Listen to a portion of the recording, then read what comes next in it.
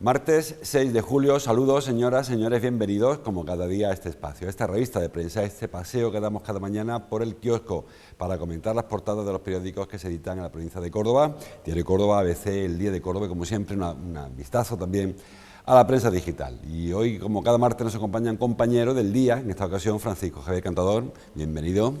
Muy buenos días. Después de mucho tiempo sin verte, bienvenido con tu camiseta del Atlético, que este año está ahí de más de enhorabuena. Hombre, hay equipos que celebran más que otros. Hay que lucirla. Bueno, pues vamos con este repaso a la prensa. Empezamos como siempre, con un vistazo a las portadas del papel. El diario Córdoba escoge para la apertura, y lo tienen, el tema de la sanidad, el tema de la coronavirus. Córdoba capital sale de un riesgo extremo al caer la tasa de contagios. La capital que sale y la provincia que por poquita sigue fuera de este riesgo extremo que marca los 250 contagios por cada 100.000 habitantes en 2 semanas. Es verdad que hay más factores, lo hablábamos ayer, no es el único, puede ser, pero este es el que habitualmente en el que más nos fijamos.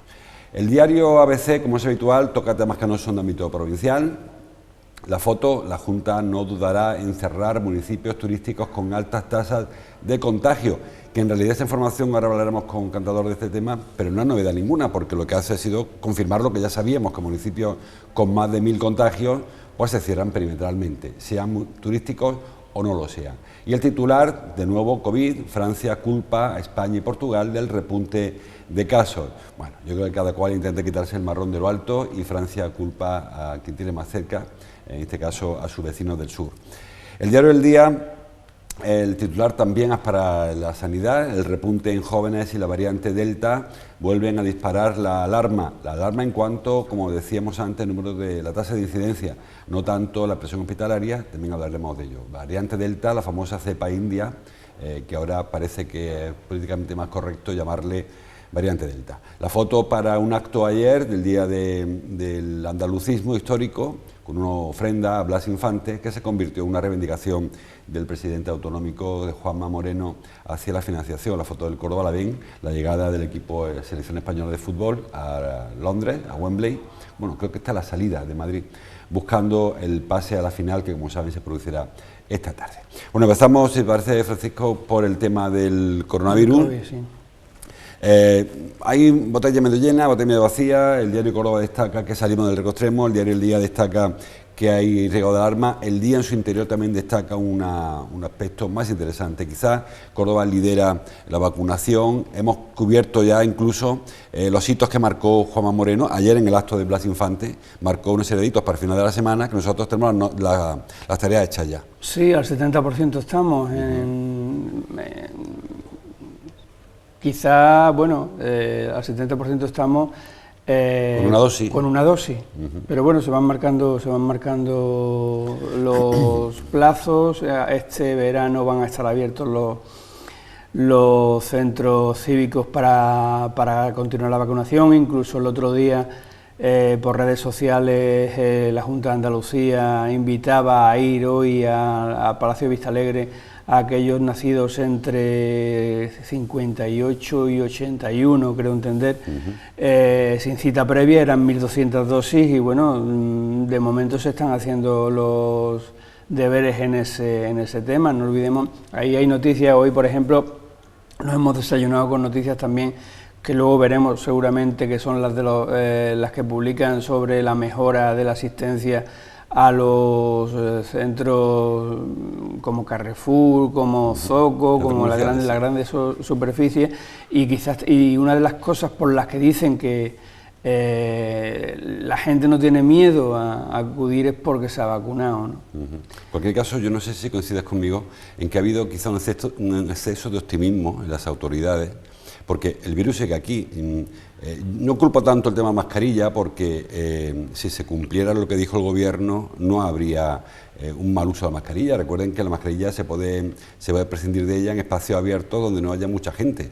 Ahora se están dando, vemos a diario, casos de personas sin mascarilla en aglomeraciones, que eso no es legal. O como decía el consejero de Salud y Familia, Jesús Aguirre, aquellos que llevan un poco la garganta estropeada y se la ponen en la garganta, ¿no? Es verdad, sí, yo creo que nos hemos relajado en general y sobre todo, pues ahora mismo estamos viendo cómo realmente quienes están sufriendo, sobre todo los nuevos contagios, son los jóvenes, ¿no? De 19 a 29 años. De 15 a 30, sí. Sí, aproximadamente. Son los que tienen unas tasas disparadas, ¿no? Y también hay una cosa clara, que el riesgo de haberte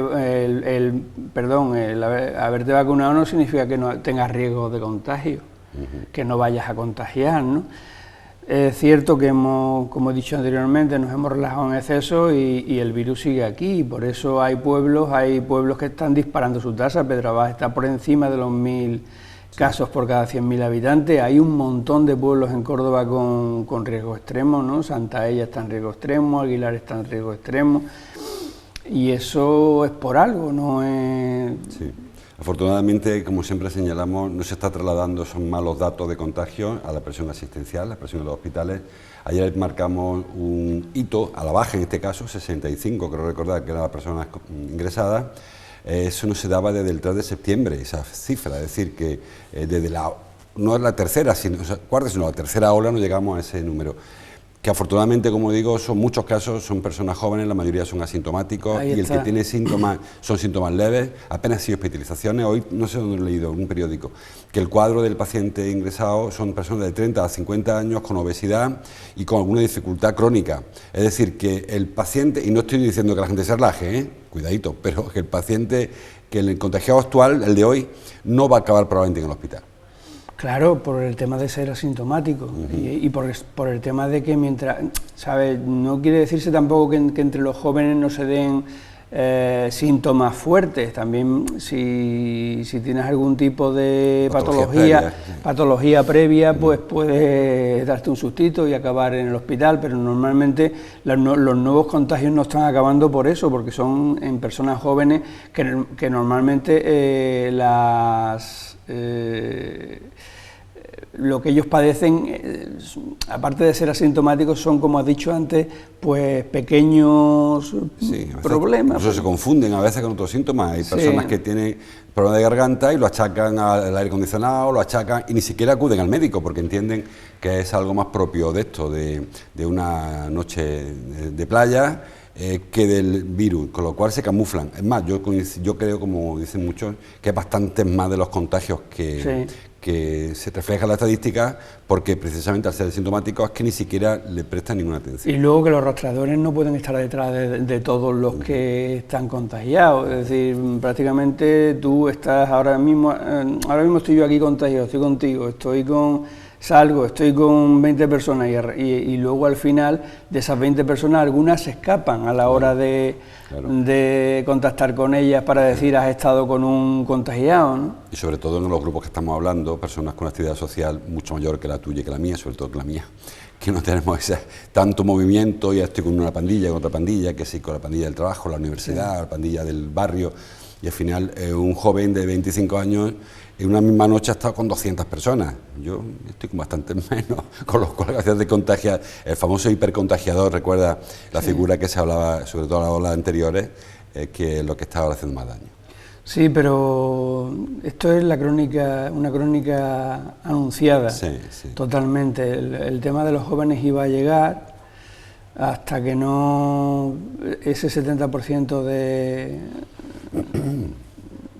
personas que están ya inmunizadas, al menos con una dosis, hasta que no se amplíe y se amplíe a edades más pequeñas, pues vamos a tener ese riesgo, ¿no? ¿Tú recuerdas que al principio de la crisis esta, algunos gobiernos, entre ellos el de Boris Johnson en el Reino Unido, propugnaban el contagio masivo. Dice que la mejor forma de conseguir la inmunidad era que todo el mundo se contagiara a la vez.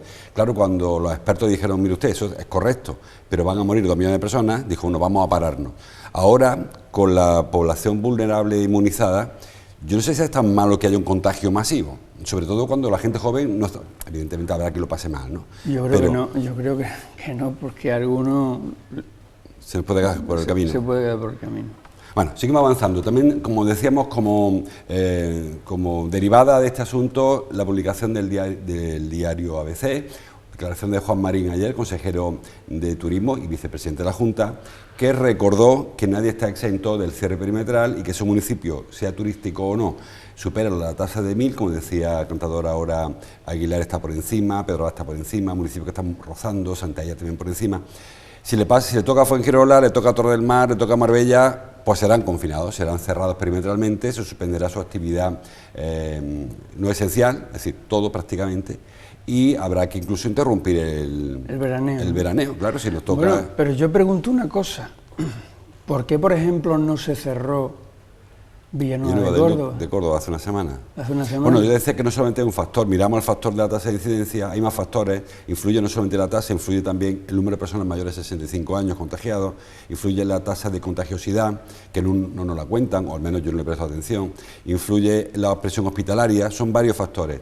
Y en ese momento el comité de expertos cordobés, bueno, andaluz, porque no hubo ningún cierre, recuerda, ahora mismo no hay ningún cierre. No hubo ninguno. Hay varios factores, yo creo que ponderaron y dijeron, mira, como la tasa va por donde va, mejor mantener un poco la calma. Ese es el optimismo que yo hablaba antes. Puede ser. No, lo que pasa es que eso puede sentar un precedente, ¿no? Claro. Es decir, puede sentar un precedente que para que te cierren algo tiene que ser algo extremo, ya no extremo, sino extremo. Hombre, cerrar Fuengirola, cerrar Benalmádena, cerrar la costa, es extremísimo, ¿no? No sé, yo no sé, tú antes hablabas de has hablado de ciertas cosas por las que se cierran varios parámetros. Los parámetros por los que se cierran, y no sé qué parámetros habría en este caso para cerrar, ¿no? Es cierto que con una incidencia de 1000 contagiados por cada 100.000 habitantes ya es parámetro suficiente. Sí, pero Villanueva de Córdoba, tú decías, tiene 1200 y se le dijo no es necesario cerrar. Y no se cerró. Sí. Cosa que no... A ver qué ocurre este miércoles. Mañana es cuando el comité de expertos territorial, cada comité territorial, cada provincia se reúne y decide qué hacer, si poner pie en pared y parar el verano de julio para por lo menos salvar el de agosto, porque estamos viendo, hay quien ve que por salvar los 15 de julio que nos quedan vamos a estropear el final del verano. Vamos a ir despacito. Hoy se reúne el comité de expertos andaluz, probablemente no va a relajar ninguna medida, al contrario, como mucho lo que hará será incidir en que en caso de que se exceda los parámetros habrá que cerrar los municipios. Bueno, más cosas, hay poca foto local, hemos visto las portadas, ningún periódico trae fotos locales, excepto el ABC, que habla de, como decía antes Francisco Javier, de los centros comerciales que retoman el pulso, poquito a poco. Es verdad que tampoco hay una actividad frenética, pero poco a poco se va recuperando la vida. Yo este fin de semana he estado en un centro comercial y tenía 2 plantas o 3 de aparcamiento abiertas, o sea, una actividad que no se recordaba desde prácticamente año y medio. No, estaba claro, y ahora también esa noticia habla mucho también de las personas mayores que han vuelto ya con sus 2 dosis. Una confianza distinta. Ya tienen más confianza en poder. También es un poco engañoso el tema de la mascarilla, porque sí, porque te dicen que la mascarilla no hace falta en lugares abiertos. Los centros comerciales parece que están más abiertos de la cuenta, la gente pasea por ella, por algunos... Por la calle de Cruz Conde, sí. Sí, sin mascarilla, con la mascarilla en la garganta o en el brazo, ¿no? Y está claro que la economía de alguna manera está resurgiendo, ¿no? Era cuestión de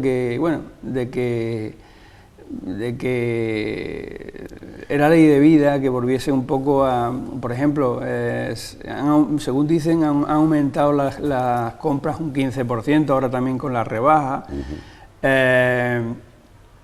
y se esperan incluso que ese porcentaje sea más grande, ¿no? Otro de los motivos por los que decían, como te he dicho antes, es por el tema de la vacunación, Claro. Y la gente pues está... También porque nos estamos olvidando un poco de que el virus sigue aquí. Sí, lo que yo hablaba antes, que esa es otra, es un exceso de optimismo, como la foto que has puesto antes de la playa, o sea, que viene en portada de la playa, una playa masificada, sí, que no sabemos hasta qué punto. Antes, por ejemplo, había restricción de aforos, ¿no? Mucho más... El año pasado lo hubo, sí. Pero mucho más importante que lo hay ahora, incluso sí, en lugares comerciales. Hombre, también otro de los motivos por los que dicen que la gente va a comprar a las grandes superficies es porque los límites de aforo no son igual que en el comercio de cercanía, ¿no?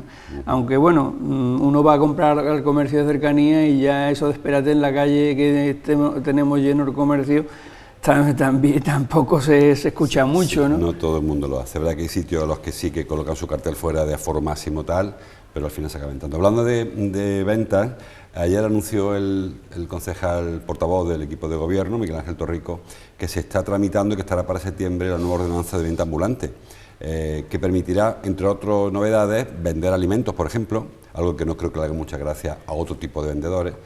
Y también se habló incluso del mercadillo nocturno para evitar el calor.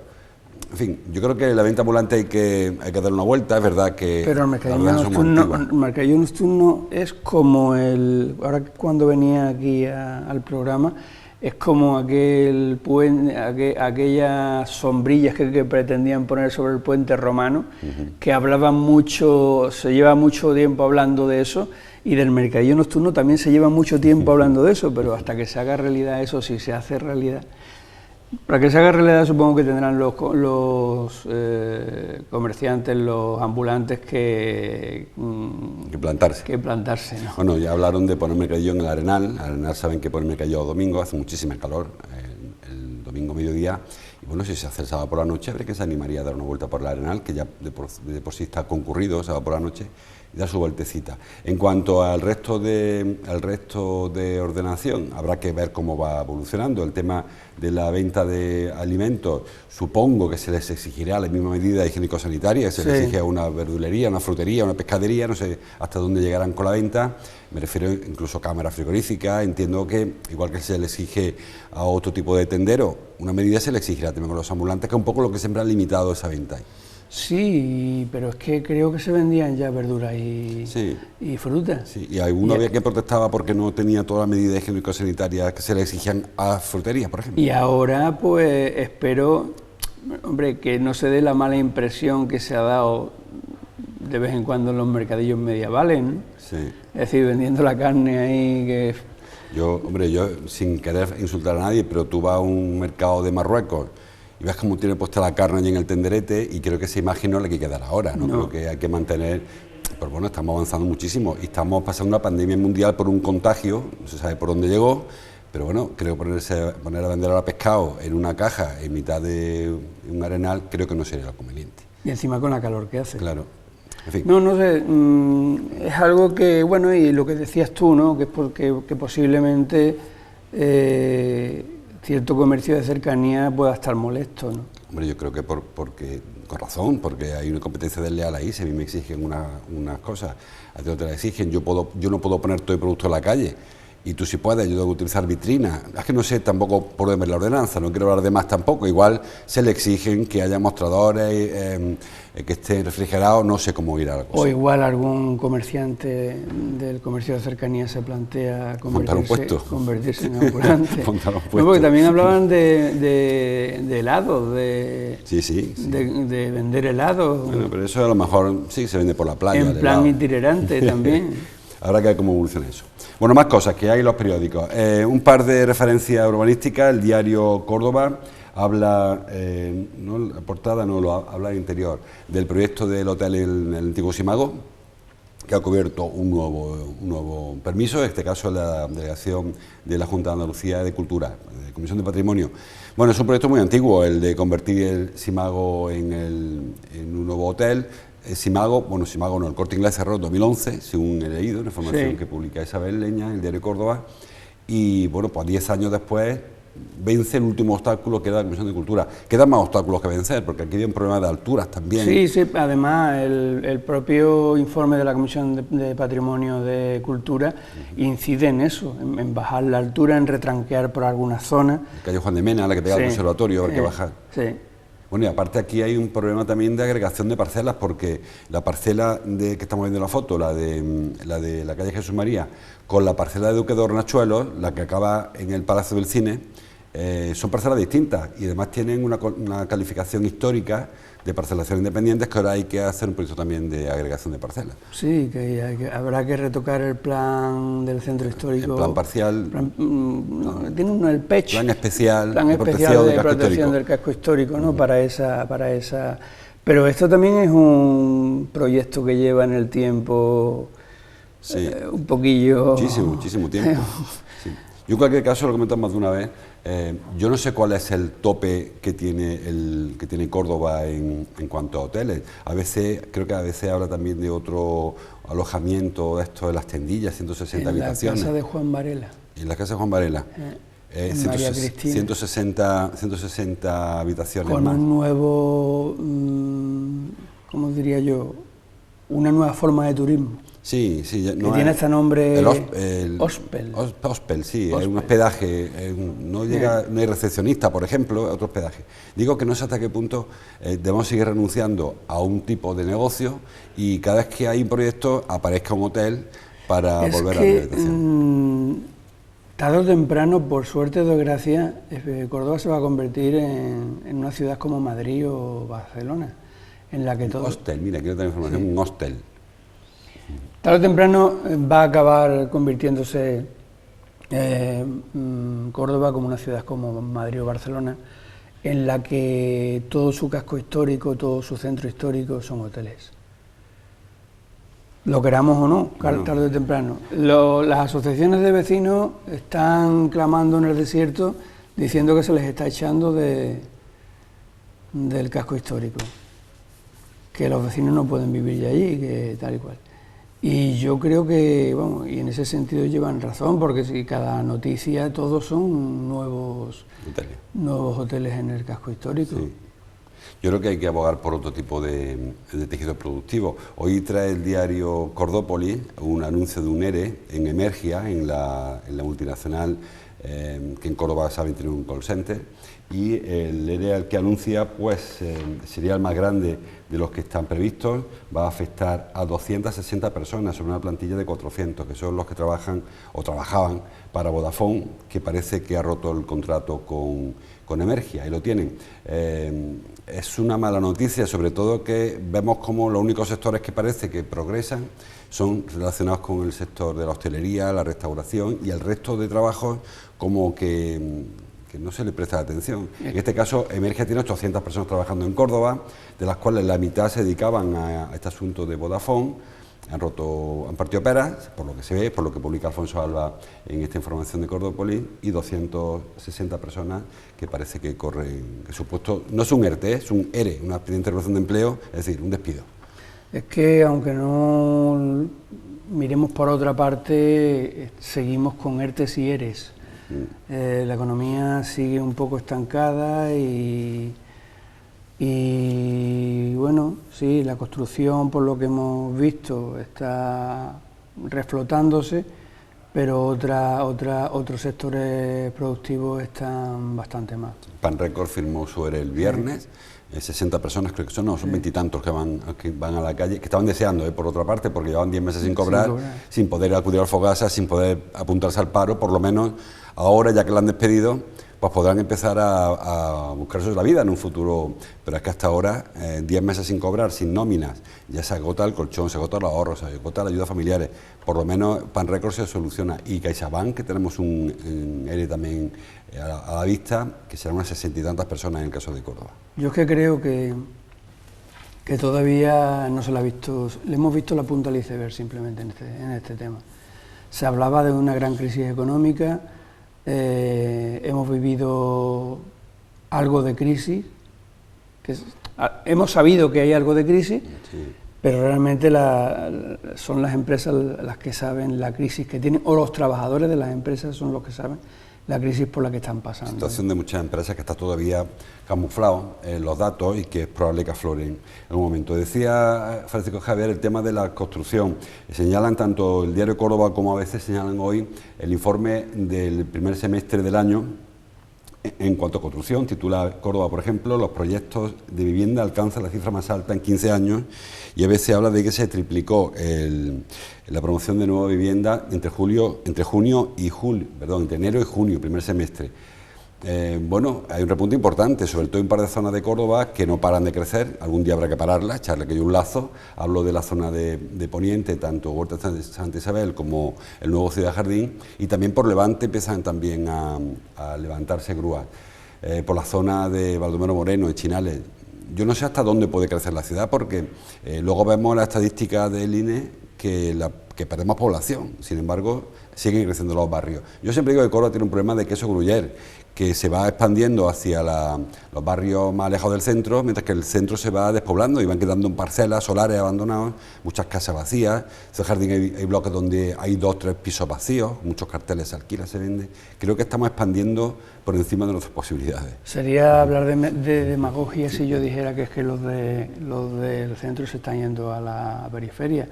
Pero en cierta medida algo de eso es verdad. Claro, y el casco antiguo ni te cuento ya. Algo de eso es verdad, ¿no? Es decir, la gente va buscando nuevos pisos donde no tengan los problemas que están teniendo con el tema turístico, ¿no? Es verdad, Córdoba no deja de crecer y ahora pues las promotoras de la construcción pues están viendo también un repunte en ello, ¿no? Se hablaba de que prácticamente están a nivel de 2009, o sea, en 2008 se supone que empezó la crisis, los efectos de la crisis de 2008 todavía no se habían notado en exceso en 2009, y mobiliariamente se está a nivel de 2009, yo creo que eso es, no sé hasta qué punto es súper importante porque es piso que se construye pero no se sabe si se llena, ¿no?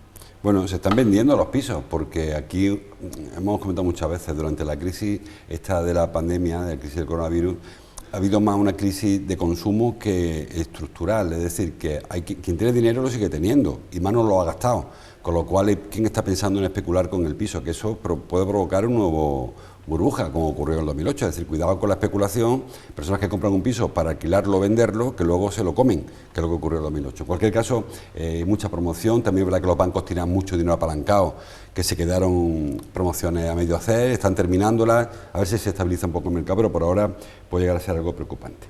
Vamos terminando. Dice el diario El Día, lo traen todos los periódicos. El PP propondrá a Manuel Benítez el cordobés como hijo adoptivo de la ciudad. Yo entiendo, comentamos ya en la redacción, que no será polémico. Creo que si hay alguien que puede ser cordobés sin serlo, es el Benítez. Siendo de Palma del Río. Claro, sin ser me refiero sin ser de la capital, evidentemente. Hablamos del hijo adoptivo de Córdoba capital, porque cordobés, sin duda, Manuel Benítez es de Palma del Río, todo el mundo lo sabe. Digo que hay casos que son un poco más polémicos, hay ahora quizá cierta corriente que niega el valor a la tauromaquia, pero creo que en este caso, al margen de que sea torero o no lo sea, que esta persona sea reconocida como cordobés adoptivo, me parece que es algo... Yo creo que es algo que se le debe, Córdoba se lo debe. El hombre es muy dado a olvidar y no... A lo mejor no hay conciencia ya de lo que fue Manuel Benítez el cordobés, y es que Manuel Benítez el cordobés fue muy grande. Fuera de ser torero ni nada, llevaba un gran embajador de Córdoba por todo el mundo y un hombre que fue tan importante en su tiempo como los propios Beatles en la música, se le llamó el Beatle del toreo, ¿no? Es decir, no creo que haya ningún tipo de problema en que todos los grupos políticos lo apoyen, o aunque sea se abstengan, digo yo. Yo entiendo que lo apoyarán. Yo entiendo que lo apoyarán porque, como digo, excede el ámbito de la tauromaquia y creo que si alguien pone en cuestión su arte, incluso su arte taurino, que alguien lo cuestiona, bueno, eso no es lo que se va a debatir ahora, sino que si esta persona que vive en Vallellano, que se ha criado en Córdoba, sus hijos son cordobeses, si debe ser hijo adoptivo de Córdoba, me parece igual que ocurrió con Anguita. Yo creo que Córdoba se lo debe. Por lo menos eso. Y más vale hacerlo en vida, ¿no? De hecho, yo pensaba que ya era hijo adoptivo. Yo cuando lo oí ayer pensé, bueno, pero esto no fue ya en su día declarado hijo adoptivo de Córdoba, porque ¿quién es más cordobés que Manuel Benítez? Y además uno de los califas. Uno de los califas, además. Bueno, para terminar, estamos ya fuera de hora. Tema del deporte que traen el diario ABC, bueno, deporte y tribunales, que traen ABC una información que publica nuestro compañero Fernando López, compañero en concreto de esta casa también, como saben, titula, por lo leído, el juzgado anula casi 2 millones de deudas del Córdoba Club de Fútbol, SAD. Saben que seguimos con la polémica, hay 2 clubes en la capital, o 2 sociedades anónimas deportivas, el antiguo Córdoba, que está a depósito de casi todo, y el Infinity ¿cómo se llama? La Unión Cordobesista esta. Unión Futbolística Cordobesa, así se llama. Bueno, son los 2 clubes, uno con derecho deportivo y otro sin derecho deportivo. Para el caso de Córdoba, Club de Fútbol SAD, los antiguos, saben que tienen un problema, un plan de viabilidad, porque hay una deuda importante. Se vendió casi todo el activo, pero el pasivo se lo quedaron. Y ahora lo que hace el juez Fernando Caballero, que vemos la foto, ha sido descontar de esa deuda 2 millones de euros. Básicamente porque se le sigue viendo el plumero a Jesús León y ha colaba una serie de compromisos del Córdoba que no eran tal, y Caballero decidió que eso no cuenta como deuda. Sí, era como asesoría desde sus propias empresas. A sus propias empresas. O sea, el Córdoba contrataba a Aglomerados Córdoba o a Grucal por un importe importante que iba para el sueldo del presidente. Pero claro, dice el juez, es que estas empresas no se dedican a asesoramiento, se dedican a construir o a lo que fuera. ¿Cómo me costó un recibo sin ningún tipo de servicio de contraprestación por el sueldo del presidente? Eso no cuela y se descuenta. Claro, es lo que ha ocurrido. Y al final, pues yo creo que aquí no para la cosa. No, es para más. Bueno, aparte de estas 2 empresas, hay otras 2, la de aceite, no sé cuántos. ¿Te recuerdas que otra una cosa de aceite? Y una hormigonera también, que son compromisos del club que iba firmando Jesús León. Todo el mundo sabía, sospechaba que León, que llegó, él mismo se llamaba el Tieso de Montoro, llegó con poco dinero al club, fue intentando pagar la deuda del club con el propio club, algo que ya intentó en su día también Carlos González, mucho más habilidoso que él. Y a León pues se ha visto por todos lados, no había un duro ahí, él iba pidiendo créditos que los ponía a nombre del club y con lo que le pagaban, pagaba la deuda suya como propietario del club. Una jugada que al final le puede llevar incluso a la cárcel. A la cárcel, sí. Sí. Bueno, pues como dice Fernando, en el ABC, 2 millones de euros menos que van a facilitar quizá el plan de viabilidad del Córdoba, porque seguimos con la misma polémica. González insiste en que quiere poner el equipo a competir. No sabemos qué equipo, porque no hay equipo, no tiene campo de fútbol, no tiene categoría base, no tiene sabemos cantera. En qué categoría. Claro, empezaría en regional preferente, claro, supongo, casi donde el Córdoba, un poquito más para abajo. Pero el proyecto parece que es más un órdago, a ver si por fin consigo que me compren lo que queda del Córdoba, que de verdad un proyecto serio. Sí, además él lleva mucho tiempo diciéndolo. Junto en la Junta de Accionistas de hace un año, cuando hubo la Junta de Accionistas de hace un año, la prensa le preguntó, decía que no se había acabado todo ahí, que el Córdoba seguía para adelante. ¿Pero dónde? Ese es el quid de la cuestión. Sí. Y ahora te cuenta de que después de la reestructuración que se ha hecho de toda la segunda, ¿no?, y que el Córdoba ha bajado a segunda Real Federación Española de Fútbol, pues la cosa está más complicada, ¿no? Sí, el embudo mucho más estrecho para subir, claro, porque cada vez hay más categorías, cada vez hay más base en el embudo y ascendiendo. Si es complicado pasar de segunda B a segunda, ahora de segunda RFEP a primera es muy complicado y a segunda B muy complicado. Y empezar de muy abajo te obliga a estar 8 o 10 años en deporte amateur, que evidentemente con pero eso siempre y cuando, bueno, sí, 8 o 10 años en deporte amateur siempre que vaya subiendo, ¿no? Claro, siempre va subiendo y sin ganar un duro, porque claro, el deporte amateur te va a dar un duro, te va a costar el dinero año tras año. Yo creo que González no está en esa estrategia, sino más bien intentar decirle a los de Bahrein, mira, te quito los problemas, dame un milloncejo, incluso medio, y te vendo lo que tengo y se acaba los problemas para el Córdoba, ¿no? Bueno, a ver si es verdad. Habrá que ver cómo evoluciona todo. El Córdoba sigue con su plantilla. Lo del Córdoba lleva ya años siendo de chiste. Sí. Bueno, a ver si como se desarrolla el lunes, creo que empieza ya la campaña de abonos. El martes empieza, o el miércoles empieza con los reconocimientos médicos. Esto está ya aquí. Y una pretemporada en Córdoba. Sí, vamos, el Córdoba, los Villares lo harán, dando paso por el campo, porque no tienen dinero ni para irse a un hotel. Bueno, pues hasta aquí llegamos. Como siempre digo, mucho más información en los periódicos. Den una vuelta por el kiosco, entren en internet, oiga la radio, vea la televisión. Gracias, Francisco Javier. Muchas gracias siempre a vosotros. Te espero que quieras por aquí. Le decimos a Juan que se va de vacaciones, te vienes. No, sí, Juan se va de vacaciones ahora creo que en julio. Ahora preguntaremos. Te espero. A ustedes les espero mañana. Gracias como siempre por su atención. Mañana seguimos leyendo la prensa. Hasta entonces.